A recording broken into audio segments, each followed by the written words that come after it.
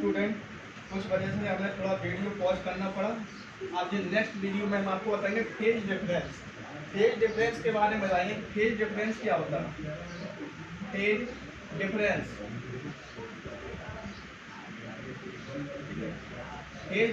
Phase difference क्या होता है?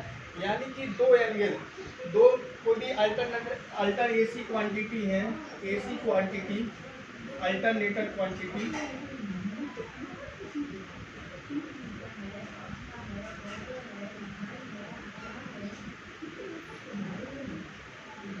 दो अल्टरनेटेड क्वांटिटी है, सेम फ्रिक्वेंसी की है, बट उनकी मैक्सिमम वैल्यू डिफरेंस होती है। उसी को हम क्या बोलते हैं? AC phase difference. ठीक है, तो इसकी डेफिनेशन कैसे लिखेंगे? Two AC quantity, two AC quantity having same frequency, having same frequency,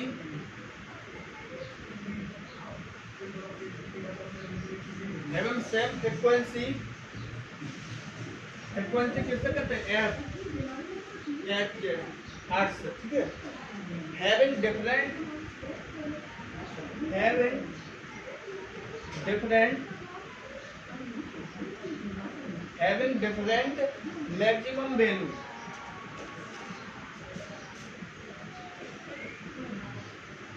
ठीक है, जैसे फॉर एग्जांपल हम आपको बताएंगे, जैसे टू साइनोसोडल इक्वेशन होती है, जैसे होती है I1 equal to 10 sine omega t plus π/3। ठीक है, और दूसरी होगी I2 equal to 10 sine omega t minus π/6। ठीक है, तो व्हाट इज फेज डिफरेंस? ठीक है, इनका फेज डिफरेंस क्या होगा, तो कैसे निकालेंगे फेज डिफरेंस हम आपको बताएंगे। एक तो आपको फेजर डायग्राम के द्वारा बताएंगे।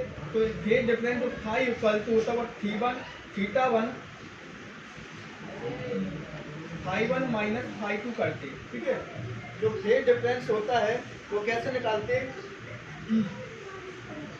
Five equal to θ1 minus θ2। θ1 कितना है? आप बताइए π/3 को क्या लिख सकते हैं? 180/3 लिख सकते हैं, तो कितना होगा? 60 डिग्री। तो यहाँ पे क्या लिखो? 60 डिग्री। ठीक है, इक्वल टू 5 माइनस, अब φ2 कितना है? π/6, तो π/6 में कितना होगा? 180/6, 30 डिग्री। ठीक है, 30 डिग्री। लेकिन जब माइनस में तो ऑलरेडी पहले से ही है, तो कितना होगा? 30 डिग्री। ठीक है, अब 5 इक्वल टू 60, और जब माइनस माइनस क्या होगा? प्लस 30। ठीक है, तो कितना हो गया? 90 डिग्री। तो ये फेज डिफरेंस कितना हो गया? 90 डिग्री। ये आपका आंसर हो गया। क्लियर भैया, समझ में आ गया? तो 90 डिग्री आपका फेज डिफरेंस हो गया। ठीक है, अब इसको कैसे करेंगे फेजर डायग्राम से? जैसे ये है आपका, ठीक है, π/3 का मतलब क्या हो गया आपका? 60 डिग्री। 60 डिग्री आपका ये चला गया, ये कितना होगा? π/3, π/3। ठीक है, π/3 लिख लो या 60 डिग्री लिख लो इसको। ठीक है, जैसे भी लिख सकते हो। अब ये क्या? माइनस π/6, π/6 का कितना होगा? 30 डिग्री। 30 डिग्री का आपका ये हो गया एंगल। ठीक है, तो ये आपका 30 डिग्री, यानी कि π/6 भी लिख सकते हैं, तो इसको यहाँ पर 30 डिग्री लिख सकते हैं। अब ये क्या है? माइनस में होगा, माइनस के 30 डिग्री। इन सब का जो टोटल जो निकलेगा, जो टोटल जो आएगा फेज डिफरेंस, वो कितना का? 60 प्लस के 30 इक्वल टू कितना होगा? 90 डिग्री। ये आपका फेज डिफरेंस हो गया। ठीक है, ये आपका I1 हो गया, ये आपका I2 हो गया। ठीक है, और ये आपका 0 से t टाइम के लिए हो गया। ठीक है, तो ऐसे फेज डिफरेंस निकलता है। ठीक है, two alternator quantity having same frequency at having different maximum value. ठीक है, फ्रीक्वेंसी सेम हो लेकिन उसकी जो मैक्सिमम वैल्यू हो वो डिफरेंस हो, तो उसको क्या बोलते हैं? Phase difference. ठीक है, अब आपको एक जो कंसेप्ट है, ठीक है, इसको अच्छे से नोट्स बना भैया और अच्छे से पढ़ाई करें। ठीक है, ज़्यादा से ज़्यादा क्वेश्चन पढ़ें किताब से। ठीक है, सभी के पास किताब होगी। ठीक है,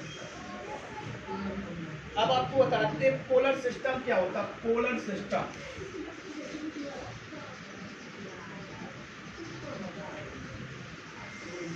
पोलर सिस्टम क्या होता है? पोलर सिस्टम आपने कभी सुना नहीं होगा, लेकिन पोलर सिस्टम होता है, आपने अलजेब्रा में शायद देखा हो, जिसने 12th किया पास किया हो कि पोलर सिस्टम क्या होता है। दो सिस्टम होते, एक पोलर सिस्टम होता और एक रेक्टेंगुलर सिस्टम होता। दूसरा कौन सा? रेक्टेंगुलर।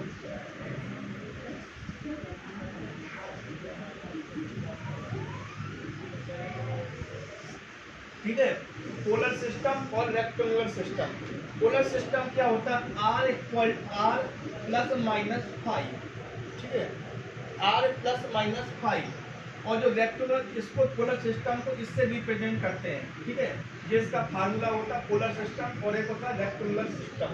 ठीक है, और इसमें जो होता है रेक्टेंगुलर एक्स प्लस के जे वाई, कहीं कहीं बुक में ए प्लस के जे बी नहीं लिखा जाता है। ठीक है, जो एक्स और जो ए है इसको बोलते हैं इमेजरी पार्ट, रियल पार्ट। ये कौन सा होता है आपका? Real part.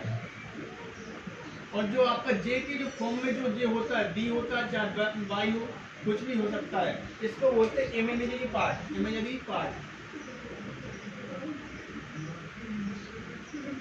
ठीक है, दो तरह के पार्ट होते हैं, एक ये जो एक्स और हो सकता है या और करके एक्स प्लस जे वाई भी हो सकता है, ए प्लस के जे बी भी हो सकता है। इसको बोलते हैं रियल पार्ट और इसको बोलते हैं इमेजरी पार्ट। ठीक है भैया, अब जो एक्स होता है उसको क्या लिख सकते हैं? एक्स बराबर R cos five, R cos five. और जो वाई इक्वल टू होता है आर साइन फाइव। ठीक है, एक्स यहाँ पे ए भी मान सकते हो, इसके जगह पे डी भी मान सकते हो, कुछ भी मान सकते हो।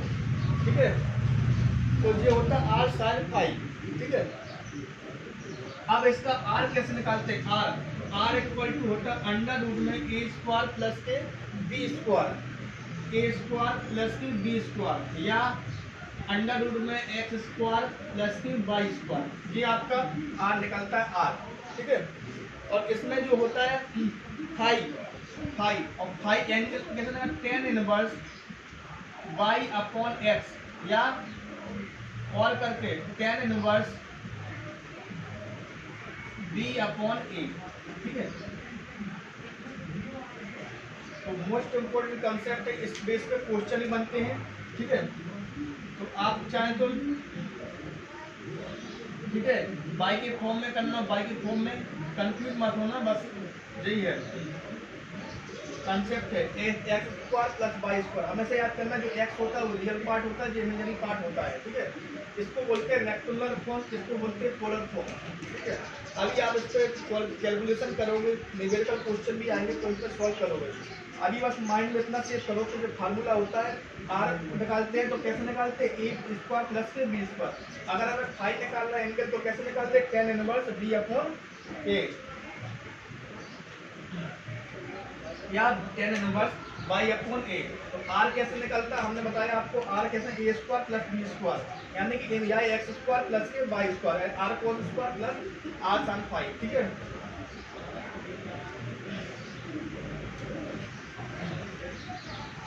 अब आपको हम कुछ डेफिनेशन लिखवाएंगे, इंपॉर्टेंट डेफिनेशन, तो उनके बारे में आप लिखोगे। ठीक है, अच्छे से नोट करवाएं भैया, इंपॉर्टेंट है। ठीक है,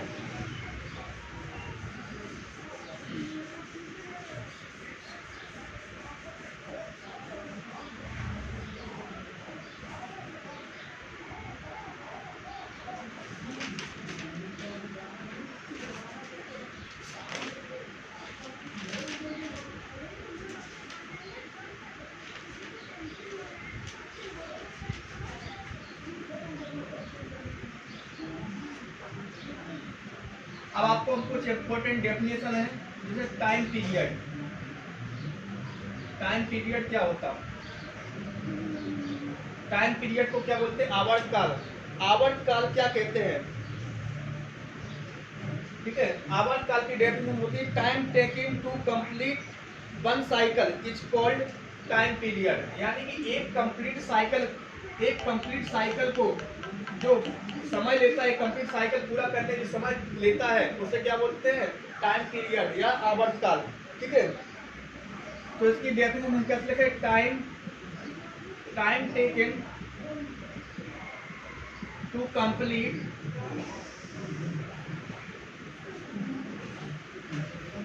time taken to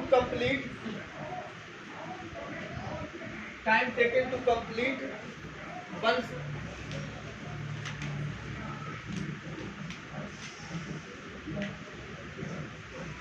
one cycle is called time period. ठीक है, is called time period. Clear? एक साइकिल कंप्लीट में जितना समय लगता है उसे क्या बोलते हैं? Time period. अब फ्रीक्वेंसी क्या होती? ठीक है, पढ़ोगे फ्रीक्वेंसी क्या होती है? ठीक है, फ्रीक्वेंसी होती है number of number of cycle complete is 1 second is called frequency. ठीक है, यानी कि एक सेकंड में जितनी साइकिल कंप्लीट होती है उसे क्या बोलते हैं? फ्रीक्वेंसी बोलते हैं। तो इसकी डेफिनेशन होगी नंबर ऑफ साइकिल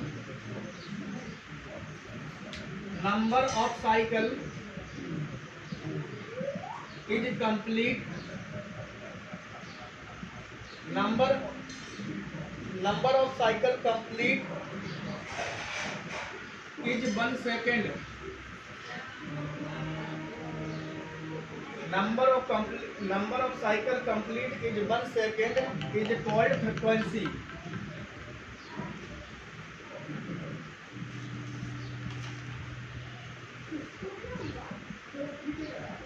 आप ऐसा नहीं समझे कि हम इंग्लिश में लिखा रहे हैं तो, लेकिन हम हिंदी में बोल भी रहे हैं। आप हिंदी में भी डेफिनेशन लिख सकते हो कि एक साइकिल कंप्लीट एक साइकिल में एक सेकंड में जितनी साइकिल कंप्लीट होती है नंबर ऑफ साइकिल, उसको क्या बोलते हैं? फ्रीक्वेंसी। इसमें जो होता है तो F बराबर 1/T होता है। ठीक है, नंबर T आपका टाइम है, F फ्रीक्वेंसी है और J आपका क्या है? 1। ठीक है, ठीक है, ठीक है। अब इस टी को क्या लिख सकते हैं? इस पे एक रिलेशन ये भी होता है, F बराबर टी की जगह पे होता है T बराबर होता है 2π/ओमेगा। याद रखना भैया। ठीक है, T बराबर होता है 2π/ओमेगा। तो इसमें रखोगे 1/2π/ओमेगा। ठीक है, ओमेगा। तो ओमेगा को ऊपर ले जाओगे तो क्या बचेगा? ओमेगा/2π। याद रखना भैया, F इक्वल टू होगा ओमेगा/2π। ये रिलेशन आ गया। ठीक है, F बराबर ओमेगा/2π। ये आपका रिलेशन हो गया। ओमेगा क्या है? Angular frequency. ठीक है, और ये 2π तो आप जानती हो। ओमेगा बराबर एक और होता है 2πf। ठीक है, ओमेगा इक्वल टू क्या होता है? 2πf। ठीक है, ये कैसे हो गया? इसका मल्टीप्लाई इसमें करोगे तो क्या होगा? Omega equal to 2πf। याद रखना, मोस्ट इंपोर्टेंट है, गोल्डन फार्मूला। ठीक है, एक जे गोल्डन एक जे वाला गोल्डन। इस पे स्टार बना लो भाई, इस पे हमेशा क्वेश्चन बनेंगे। एक स्टार इस पे बना लो, एक स्टार इस पे बना लो और एक स्टार इस पे बना लो। ठीक है, और एक स्टार ये है। ये 3-4 चीजें हैं जो इम्पोर्टेंट। एक चीज से ही F बराबर 1/T, T बराबर होता है 2π/ओमेगा। ठीक है, T आपका टाइम पीरियड हो गया और ओमेगा आपका कोलियर एंगुलर फ्रीक्वेंसी। ठीक है, F बराबर 1/T की जगह पे अगर 2π/ओमेगा, ओमेगा को ऊपर ले जाओगे तो ओमेगा/2π हो जाएगा। तो F बराबर ओमेगा/2π। ओमेगा बराबर इसका मल्टीप्लाई इसमें करोगे तो omega equal to 2πf, golden formula. ठीक है, तो टाइम पीरियड हो गया आपका, फ्रीक्वेंसी हो गई आपकी। अब इसके बाद और भी डेफिनेशन आती है।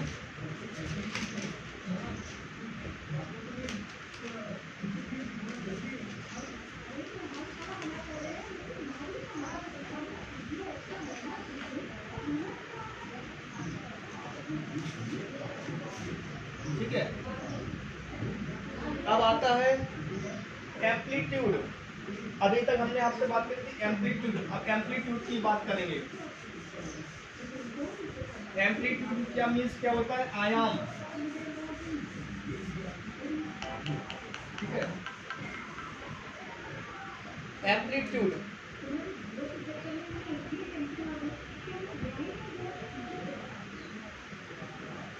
एम्पलीट्यूड क्या होता है?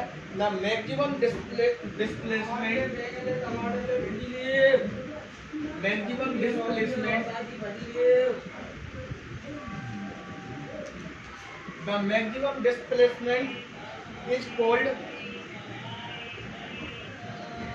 of the of any particle, of any particle, the maximum displacement of any particle from its from its from its means from its means position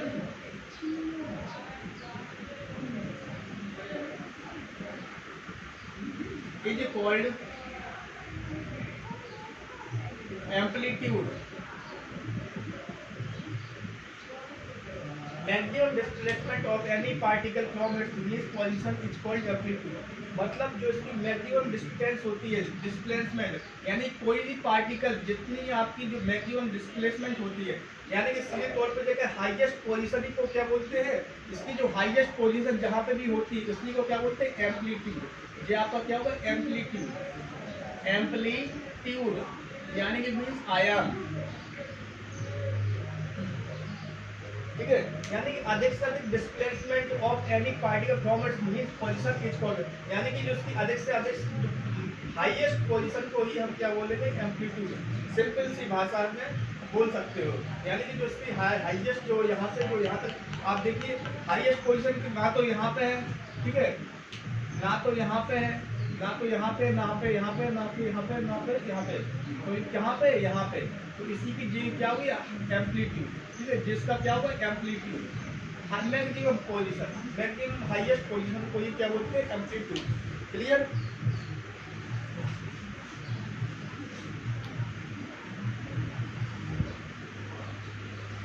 अब होता wave motion.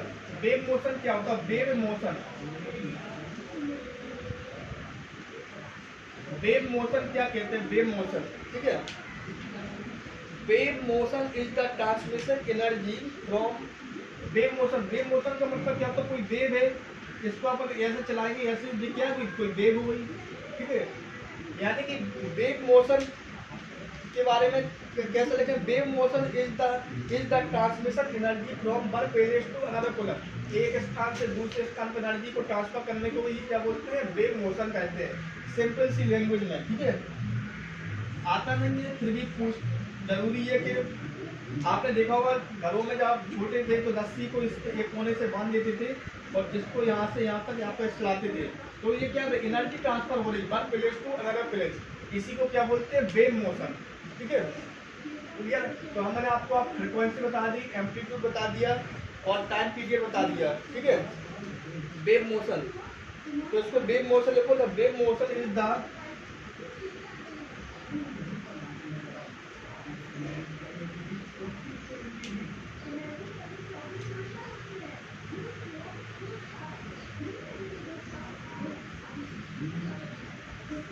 Energy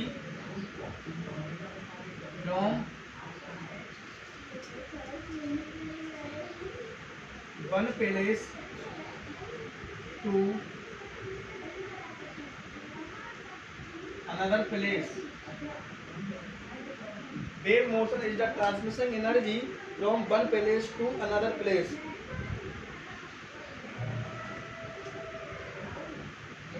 Another place, ठीक है। तो बता दिया आपको कि वेव मोशन क्या होता है कि एक प्लेस से दूसरे प्लेस तक एनर्जी ट्रांसफर करने को ही क्या बोलते हैं? वेव मोशन, ठीक है। आप कुछ आपको इम्पोर्टेंट रिलेशन बताएंगे कि इम्पोर्टेंट रिलेशन के बारे में, तो हेडिंग डालना थोड़ी सी। हेडिंग क्या होती है? Important relation. अभी तक आपने पढ़ते आ रहे हैं वेव के बारे में, वेव क्या होती है? साइनोसॉइडल। ये आपकी कौन सी वेव है? Sinusoidal wave. साइनोसॉइडल वेव में कितने कितने क्या का फैक्टर होते हैं उसके बारे में थोड़ा सा पढ़ेंगे, ठीक है, ठीक है। अब important relation,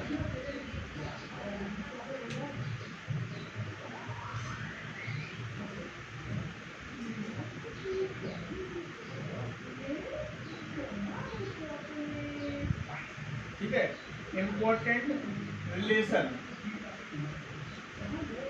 important time period और फ्रीक्वेंसी में क्या रिलेशन होता है? टाइम पीरियड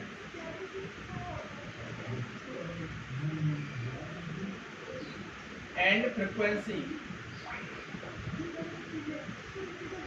एफ बराबर 1/t, ये होता है टाइम पीरियड और फ्रीक्वेंसी में रिलेशन। ठीक है, इसके बाद होता है एंगुलर फ्रीक्वेंसी और फ्रीक्वेंसी में क्या रिलेशन होता है, बताया था।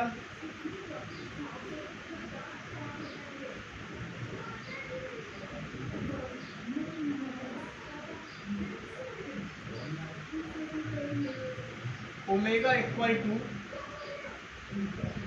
2πf, ये होता है एक एंगुलर फ्रीक्वेंसी और फ्रीक्वेंसी में रिलेशन। ठीक है, पहला पॉइंट, दूसरा पॉइंट। ठीक है, इसके बाद होता है फ्रीक्वेंसी और स्पीड।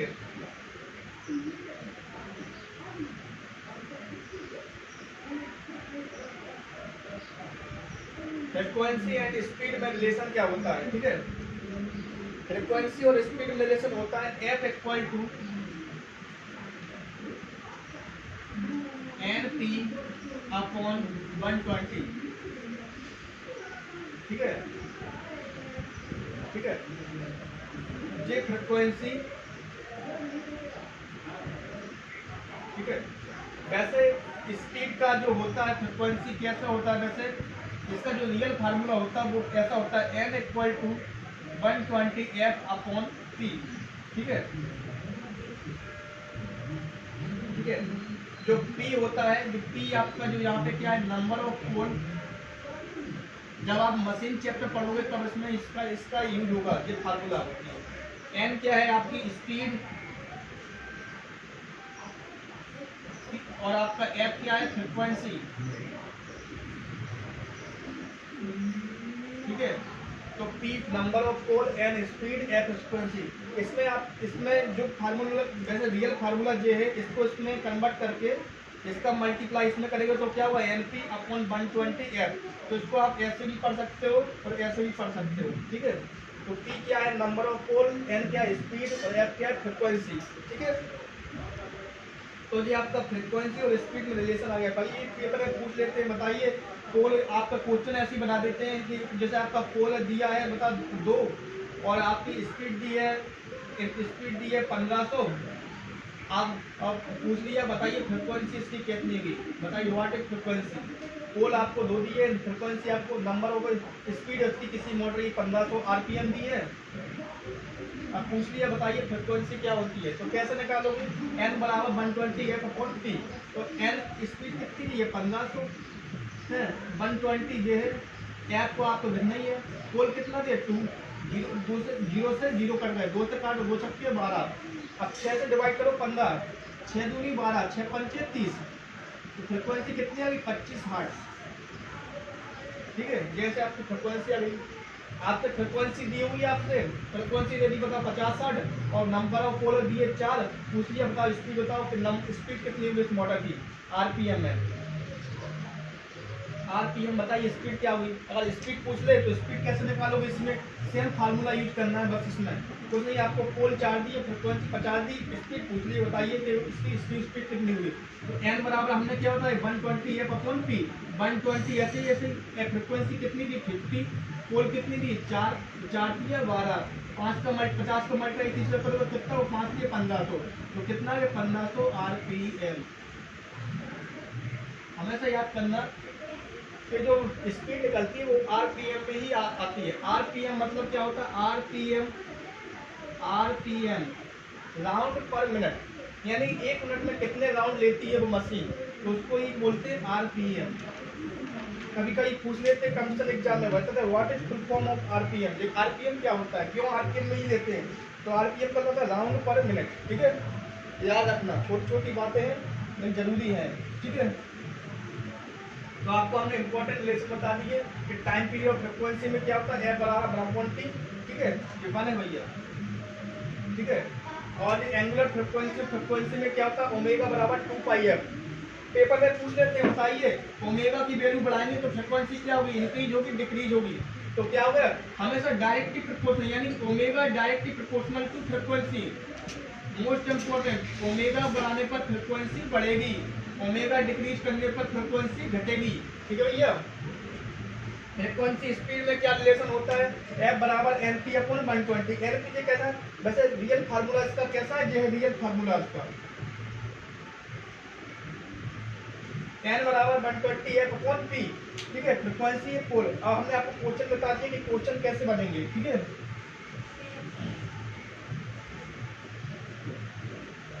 ठीक है। आप कुछ जब आप पावर सिस्टम पढ़ोगे तो उसमें कुछ फार्मूले भी यूज होते हैं, उन फार्मूलों को आप लिख लो, फिर आगे उसका पूरा क्लियर बताएंगे कि कैसे फार्मूला यूज होते हैं। ठीक है, जैसे पहला होता है form factor, form factor.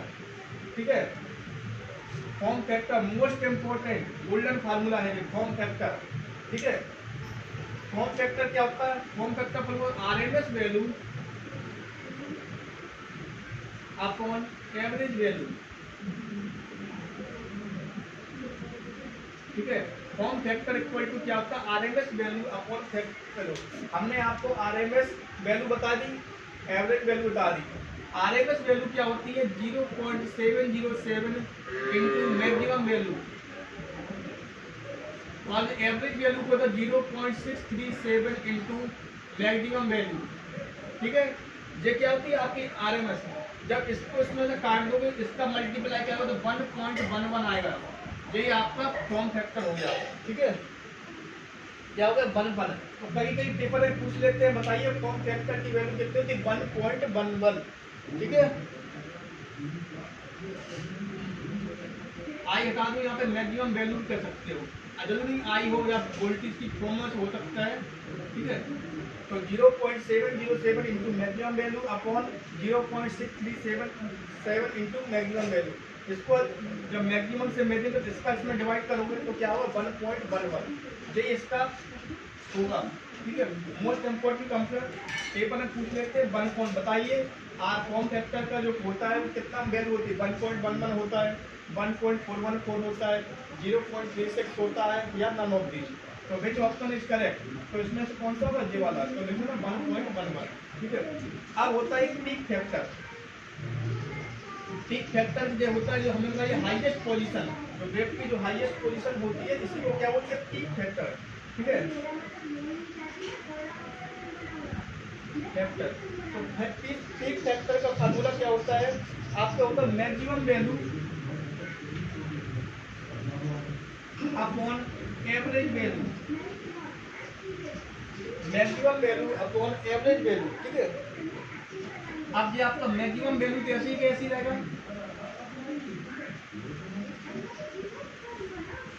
Upon average value का हमने क्या बताया 0.637 इंटू मैक्सिमम वैल्यू।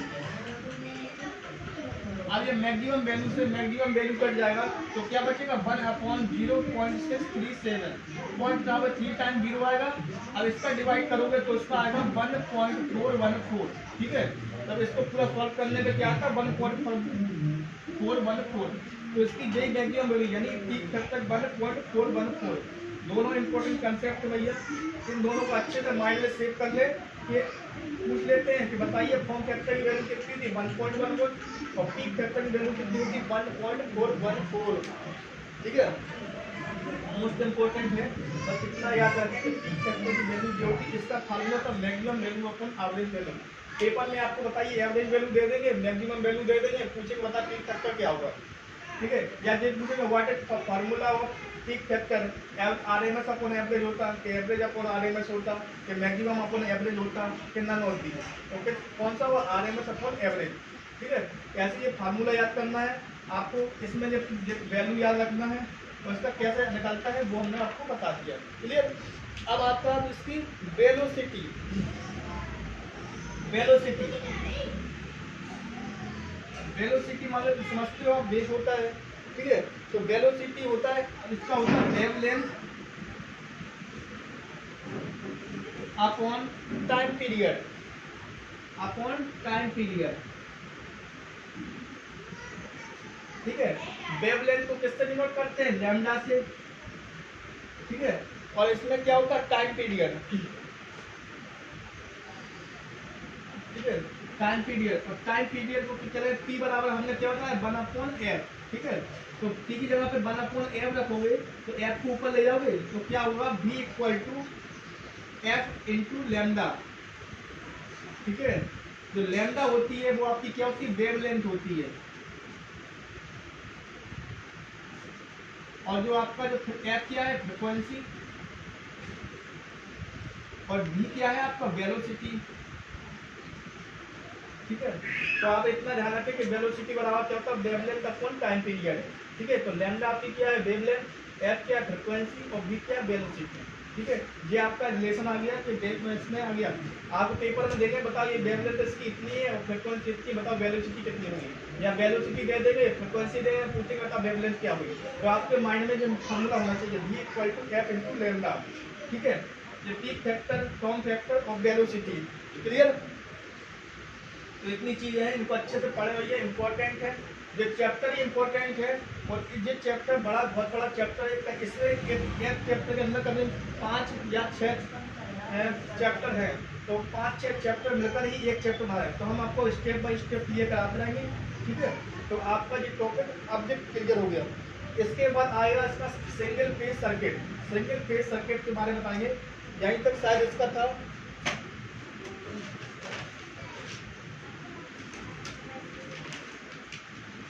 ठीक है,